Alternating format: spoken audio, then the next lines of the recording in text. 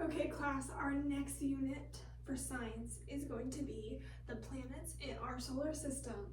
Okay, I want to hear about what you guys already know about the solar system, whether it's a planet or a fact or the pattern of the planets, whatever it is, I want to hear what you guys already know.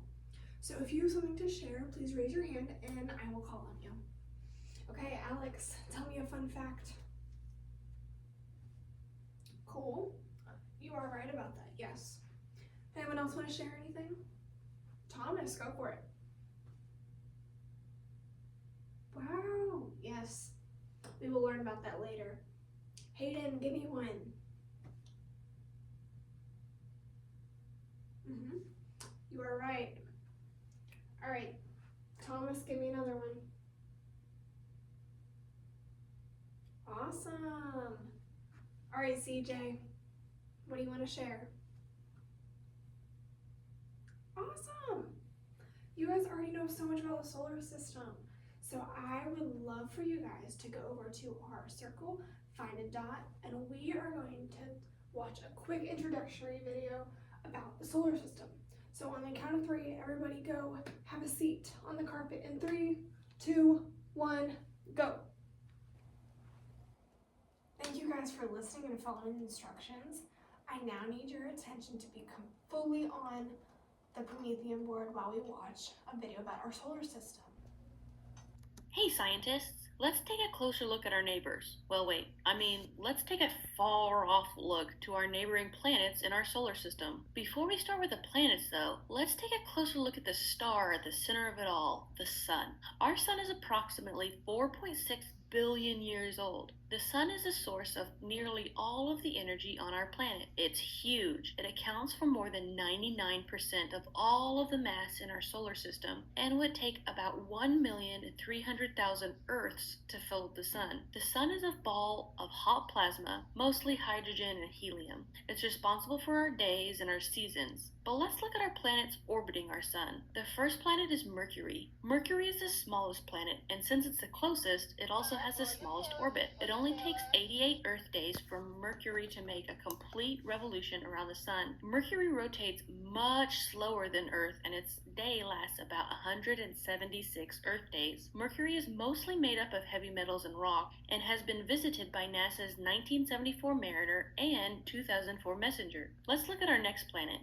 Venus is the hottest planet in our solar system due to its thick atmosphere. It has the slowest rotation at 225 Earth days, and it's roughly the same size as Earth. It rotates the opposite direction from the Sun and most other planets. It takes Venus 243 Earth days to orbit the Sun and is the brightest thing, after the Moon, in our night sky. It's easy to pick out and is often called the evening star and the morning star.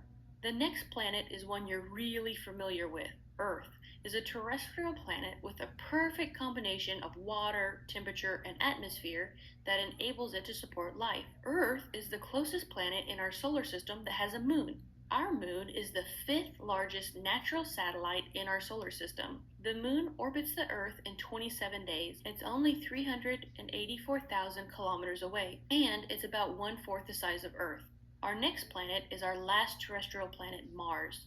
Mars is called the red planet because, much like Oklahoma, the dirt has a high concentration of iron. Mars has 2 moons, Phobos and Deimos. It's a little bit larger than half the size of Earth, but Mars has ice, but none of it is liquid water. Before we get to our next planet, we have an asteroid belt. This asteroid belt is made up of rock chunks that some scientists speculate are the remains of a planet that broke apart a long time ago. The next planet is quite a bit further away. Jupiter is the largest planet in our solar system. Its diameter is about 11 times that of Earth, and it's our first gas giant, meaning it's mostly made up of gases. Jupiter has a whopping 79 moons, but most notable are Io, Europa, and Callisto. Due to Europa's liquid water oceans that can be found under crust of ice, many scientists point to this moon being the most likely place to find extraterrestrial life. Jupiter has the shortest day of all the planets at 9 hours and 55 minutes, and an orbit of 11.8 Earth years. The giant red spot is a supermassive storm that has been ongoing for at least 350 years, and is so big the entire planet Earth could fit inside of it. After the Sun, Moon, and Venus, Jupiter is the next brightest object in our sky.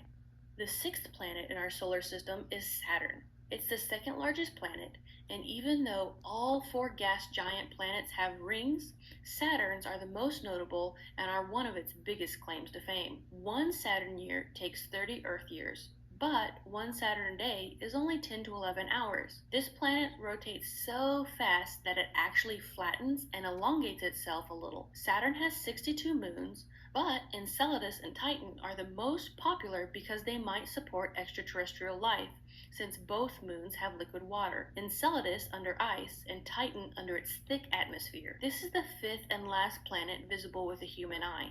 The next planet is Uranus. It has the coldest temperatures of any planet and is often called the ice giant. Like Venus, Uranus rotates the opposite direction and it takes only 17 hours to rotate.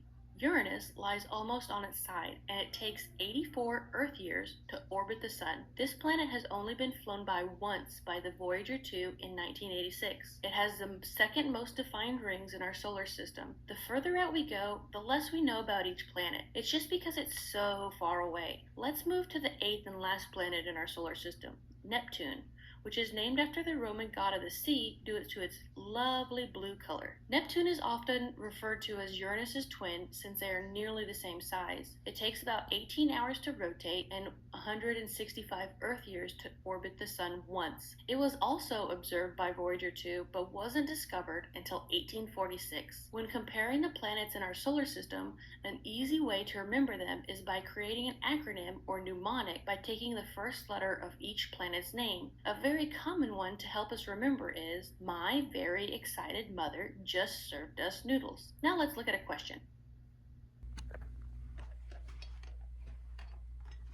Okay guys, what did you think of the video? Awesome? Yay! I thought it was really fun and interesting too. Okay, I want to hear what you guys learned from the video, whether it was a fact or your favorite planet or whatever. I want to hear what you guys thought. So, okay, Alex, give me a thought. What did you learn from the video? Okay, yes, we do live on Earth. You are correct about that. All right, Johnny, give me one. Yes. Caitlin. Yes, you're right. All right, one more, then we're gonna do another activity. All right, Matthew, what you got? Yes, I love that you guys enjoyed the video and that you learned something from it. It's just what I wanted to hear. Okay, I need you to get your science journals out and a pencil, and we are going to go over a quick presentation, some slides that I need you guys to take notes on. So get your journals out and your pencils and pay attention to the presentation. Okay, we are going to work on a packet. So you need to keep your science journals out and your pencils out, but you will need scissors and a glue stick. All right, right now you are getting a packet. The first page is an empty chart where we will be sorting the planets of the solar system from closest to the sun to farthest from the sun. The second sheet of paper has pictures of every planet in the solar system. They are in no particular order, but we are going to work together as a class to cut them out and paste them onto our chart. Okay, now that you have finished your interactive worksheets, you need to put them away in your science binder. If you need to hole punch them, come up and hole punch them, and they need to go in your binder because you will need them to study for our tests and quizzes. So make sure you put it in your binder to study for. We are now going to transition into group activity time. I'm going to number you guys out into groups of 3. All right, you 3 be a group, and you guys be a group. Hannah, Alex, and Timmy, you guys are a group. Isaac, Lucas, and Hayden, you guys are a group.